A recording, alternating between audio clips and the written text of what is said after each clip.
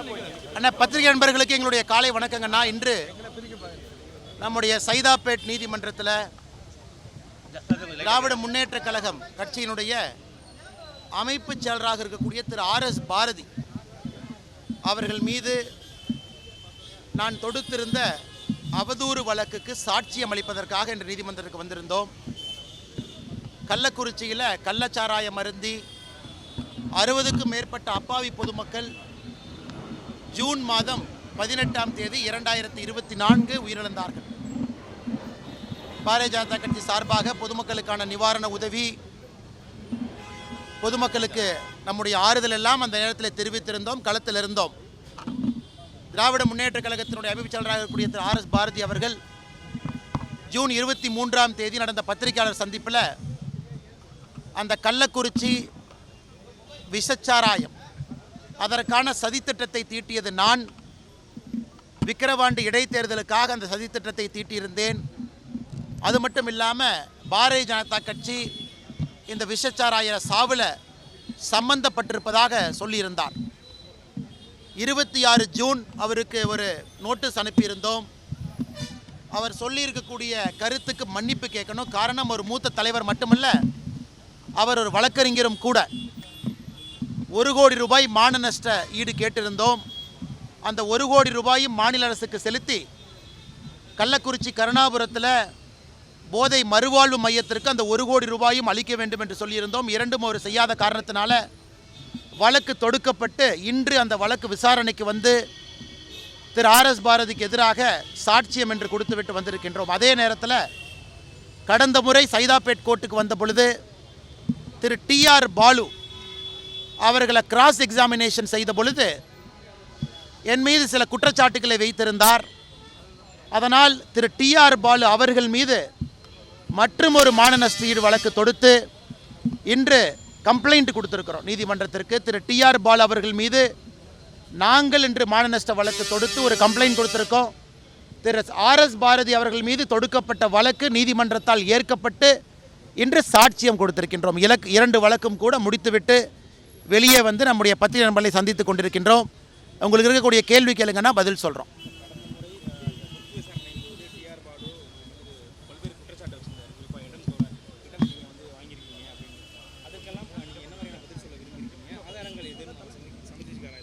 ஆனால் இன்றைக்கி கம்ப்ளைண்ட் கொடுத்துருக்குறோம். நீதியரசர் அவர்கள் அந்த கம்ப்ளைண்ட்டை ஏற்றுக்குவாங்க அப்படிங்கிற நம்பிக்கை இருக்குது. திரு டி.ஆர். பாலு அவர்கள் வந்து எல்லா ஆதாரத்தையும் நாங்கள் கொடுக்கிருக்கின்றோம், எல்லா ஆதாரத்தையுமே. அதனால் இன்றைக்கி திராவிட முன்னேற்ற கழகத்துக்கு இது வேடிக்கையாக போச்சு. சும்மா யார் பேர் மேலாலும் அவதூறு பேசுவது, அபாண்டமாக குற்றச்சாட்டு வைப்பது, வன்ம வார்த்தைகளால் பேசுவது. ஏன்னா இதெல்லாம் பேசிட்டாங்கன்னா யாரும் வரமாட்டாங்க, பொது வாழ்க்கையிலிருந்து ஒதுங்கிடுவாங்க, சாதாரண பொதுமக்கள் வரமாட்டார்கள் என்று தான் திரு ஆர்.எஸ். பாரதி அவர்கள் காலங்காலமாக பேசிகிட்டு இருந்தாங்க. இன்றைக்கி மட்டும் இல்லை, நானும் 2021 யார் மீதும் அவதூறு வழக்கு தொடுத்ததே கிடையாது.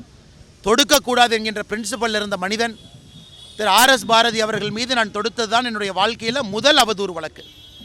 திரு டி.ஆர். பாலு அவர்கள் தொடுத்த அவதூறு வழக்கில் குறுக்கு விசாரணை செய்யும் பொழுது அபாண்டமான குற்றச்சாட்டு என் மீது வைத்ததற்காக அவர் மீது 2வது ஒரு அவதூறு வழக்கையும் தொடுக்க வேண்டிய கட்டாயம். காரணம், இந்த கலிகாலத்தில் இதெல்லாம் செஞ்சாதான் நியாயம் கிடைக்க மாட்டிருக்கு. எனக்கும் நீதிமன்றம் வருவது, இத்தனை நம்முடைய பாரதிய ஜனதா கட்சியினுடைய தொண்டர்களுடைய நேரத்தை வீணாக்குவது, நீதிமன்றத்தினுடைய நேரம் சில முக்கியமான வழக்குக்கு செல்லணும், அதையெல்லாம் கூட கருத்தில் கொண்டு எந்தவித வழக்கையும் தொடுக்காமல் இருந்து, ஆனால் அவர்களுடைய பொய் அதிகமாகி கொண்டிருக்கக்கூடிய காரணத்தினால அதற்கெல்லாம் முடிவு கட்ட வேண்டும் என்பதற்காகத்தான் நானும் இந்த ரூட்டை எடுத்திருக்கேன். அதனால் நிச்சயமாக வருகின்ற காலத்தில் திரு ஆர்.எஸ். பாரதி அவர்களுக்கு, திரு டி.ஆர். பாலு அவர்களுக்கு இந்த மாண்புமிகு நீதிமன்றம் சரியான தண்டனை கொடுப்பாங்க அப்படின்னு நான் நம்புகிறேன். ஆனால் இன்றைக்கி 2 பேருமே வரல.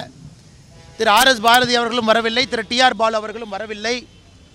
அதனால் இன்றைக்கி வந்து எங்களுடைய தரப்பு சாட்சியத்தை டிப்போசிஷனாக கொடுத்துருக்கோங்கன்னா அவர்களுடைய லாயரோடு வருகின்ற காலத்தில் வருவாங்க. அன்னைக்கு தான் குறுக்கு விசாரணை, வேறு விசாரணைலாம் இருக்கும். திரு ஆர்.எஸ். பாரதி அவர்கள் என் மீது பேசியிருக்கக்கூடிய அவதூறுக்கான சாட்சியத்தை கொடுத்துருக்கோம். டி.ஆர். பாலு அவர்கள் மீது நான் கொடுத்திருக்கக்கூடிய அவதூறு வழக்கு ஏற்கப்பட்ட உடன், ஏன்னா அது நீதிமன்றத்துக்குள்ளே பேசப்பட்டது, நீதியரசர் முன்பு பேசப்பட்டது, அது ஏற்கப்பட்டவுடன் அதற்கான சாட்சியத்தை அடுத்த தேதி ஏப்ரல் 7ஆம் தேதி 2026 அடுத்த தேதி கொடுத்துருக்காங்க. ஏற்கப்பட்டவுடன் அதற்கான சாட்சியத்தை ஏப்ரல் 7ஆம் தேதி கொடுப்போம். அண்ணா வேறங்கண்ணா வேற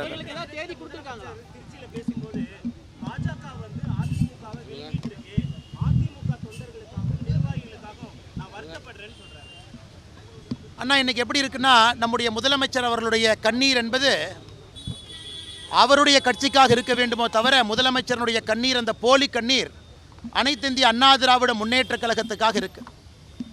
இன்னைக்கு 5 ஆண்டு காலம் ஆட்சியில் இருக்கக்கூடிய முதலமைச்சர் அவர்கள் தான் செய்திருக்கக்கூடிய எந்த சாதனையுமே சொல்லாம அனைத்து இந்திய அண்ணா திராவிட முன்னேற்ற கழகத்து கட்சிக்காக ஒரு பொய் நீலி கண்ணீரை வடித்துக் கொண்டிருக்கின்றார்.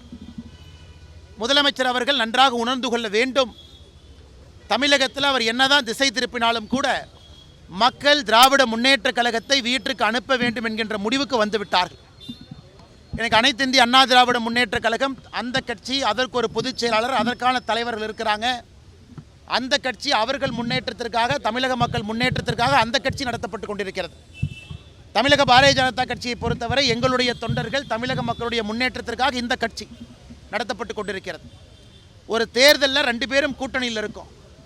இதே வாதத்தை சொல்லக்கூடிய முதலமைச்சர், இதற்கு முன்பு திராவிட முன்னேற்ற கழகத்தினுடைய கூட்டணியில் நாம் இருந்தோம். 1999 2003 காலகட்டம் வரை அந்த கூட்டணியில் இருந்த பொழுது திராவிட முன்னேற்ற கழகம் கட்சி விழுங்கப்பட்டதா?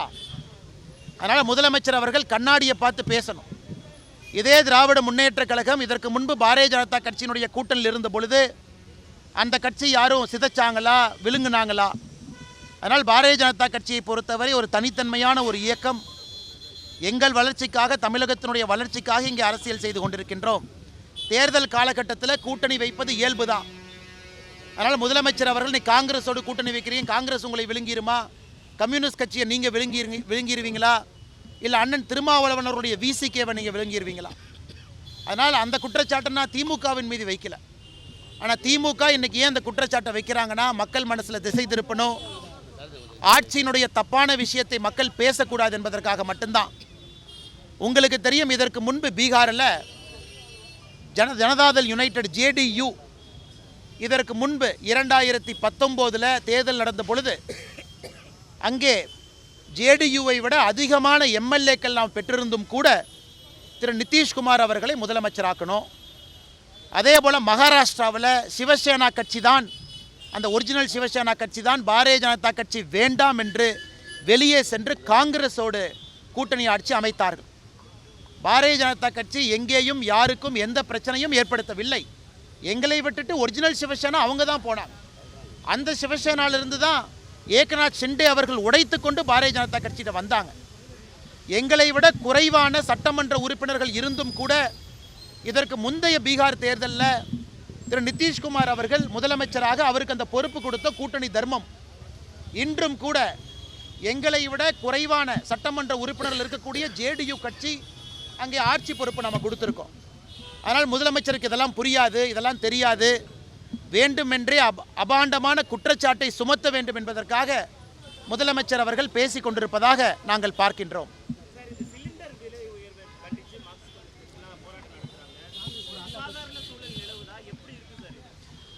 அண்ணா, இதை கொஞ்சம் விரிவாக நான் பேச விரும்புகிறேங்கன்னா, சிலிண்டரை பொறுத்தவரை நமக்கு பெரும்பாலும் வரக்கூடிய LPG சவுதி அரேபியாவிலிருந்து பெரும்பாலும் வருது.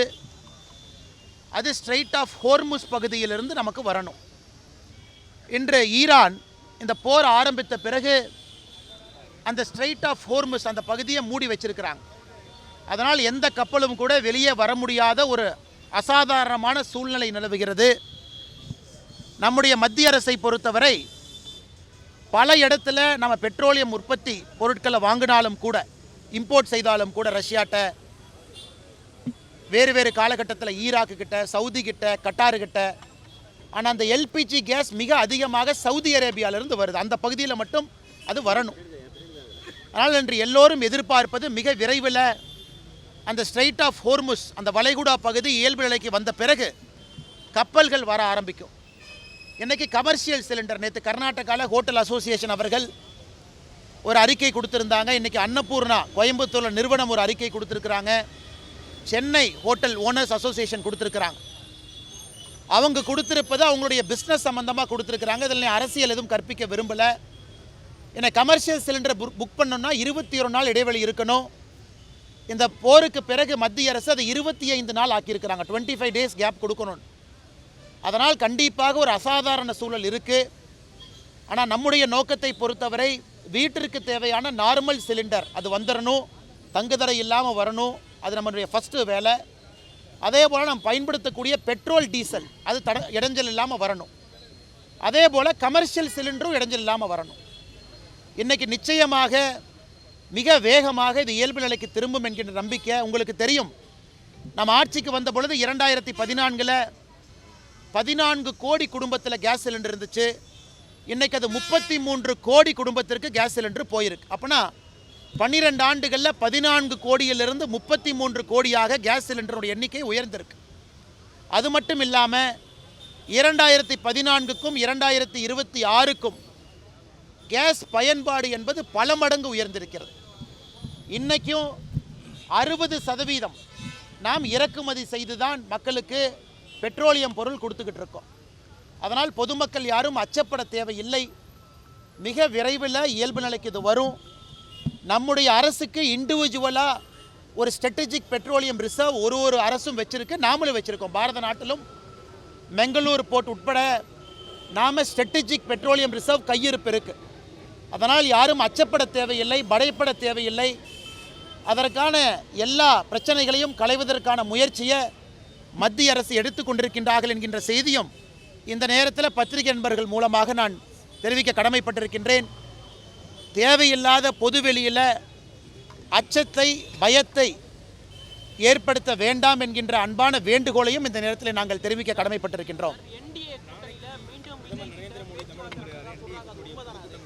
அண்ணா திரு விஜய் அவர்களை பொறுத்தவரை நான் ஏற்கனவே பலமுறை சொல்லியிருக்கின்றோம். அதிகாரப்பூர்வமாக இந்த கட்சியினுடைய தலைவர் அண்ணன் நயினார் நாகேந்திரன் அவர்கள் அதிகாரப்பூர்வமாக அது போன்ற பேச்சுவார்த்தை எதுவும் இல்லை என்று தொடர்ந்து சொல்லிக் கொண்டிருக்கின்றார்கள். என்னை பொறுத்தவரை ஒரு டீயும் காஃபியும் எப்பொழுதும் கலக்காது என்று சொல்லிக் கொண்டிருக்கின்றேன். காரணம் சித்தாந்தங்கள் வேறு. ஆனால் இன்றைக்கி ஊடக நண்பர்கள் உங்களுடைய ஊகத்தில் தான் பல இடத்துல எழுதுறீங்க. அதனால் நாங்கள் இன்றைக்கி வலிமையாக இருக்கிறோம். தேசிய ஜனநாயக கூட்டணி, அனைத்து இந்திய அண்ணா திராவிட முன்னேற்ற கழகம் தலைமையிலான தேசிய ஜனநாயக கூட்டணி, இன்றைக்கி எங்களுடைய கூட்டணி வலுவாக இருக்கிறது. தேர்தலை சந்திப்பதற்கு தயாராக இருக்கின்றோம். ஒரு பெரும் வெற்றியும் பெறுவோம் என்கின்ற முழு நம்பிக்கை எங்களுக்கு இருக்குது.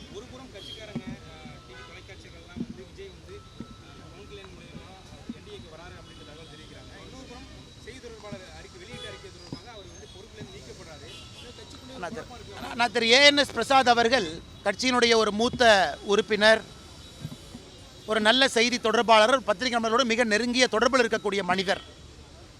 அதனால் கட்சி மாநில தலைவருடைய அறிவிப்பு நாமெல்லாம் தேவையில்லாமல் எதுக்கும் முடிச்சு போட்டுக்க வேண்டாம், இது செஞ்சார் அதனால் நீக்கியிருக்கிறாங்கன்னு. அவரும் இந்த தேர்தலில் வேறு வேறு பொறுப்பில் இருப்பாங்க. ஒரு மூத்த தலைவர் வேறு வேறு பொறுப்பில் செயல்படுவார். அதனால் நிச்சயமாக திரு ஏஎன்எஸ் பிரசாத் அவர்கள் எங்களுடைய மூத்த ஒரு உறுப்பினர், ஊடகத்துறையில் நிறைய அனுபவம் இருக்கக்கூடிய ஒரு மனிதர். அதனால் மாநில தலைவர் அவர்கள் அந்த அறிவிக்கையை அவருடைய அறிவிப்புக்கு தேவையில்லாமல் முடிச்சு போட வேண்டாம். இந்த கட்சி அவருக்கு வேறு விதத்தில் பயன்படுத்தும், வேறு வேறு பொறுப்பும் கொடுக்கும். நாளை நம்முடைய பாரத பிரதமர் ஐயா நரேந்திர மோடி அவர்கள் கொச்சினிலிருந்து நேரடியாக திருச்சிக்கு வர இருக்கிறாங்க. நாளைக்கு சாயந்தரம் ஒரு பிரம்மாண்டமான ஒரு பொதுக்கூட்டம் திருச்சியில் நடைபெற இருக்கிறது. இதற்கு முன்பு மதுராந்தகத்தில், மதுரையில், இப்பொழுது திருச்சியில் 3வது பொதுக்கூட்டம். நாளை வெற்றிகரமான ஒரு பொதுக்கூட்டமாக இருக்கும். ஒரு பொதுக்கூட்டமும் பேசும் பொருளாக இருந்திருக்குது. மதுராந்தகத்தை பொறுத்தவரை தேசிய ஜனநாயக கூட்டணியை லான்ச் பண்ணிச்சு. திருச்சியை பொறுத்தவரை திருப்புமுனையை ஏற்படுத்தும். அது மட்டும் இல்லாமல் தேசிய ஜனநாயக கூட்டணியுடைய வெற்றியை உறுதி செய்யக்கூடிய பொதுக்கூட்டமாக நாளை இருக்கும் என்று நாங்கள் நம்புகின்றோம். கேளுங்க ஐயா.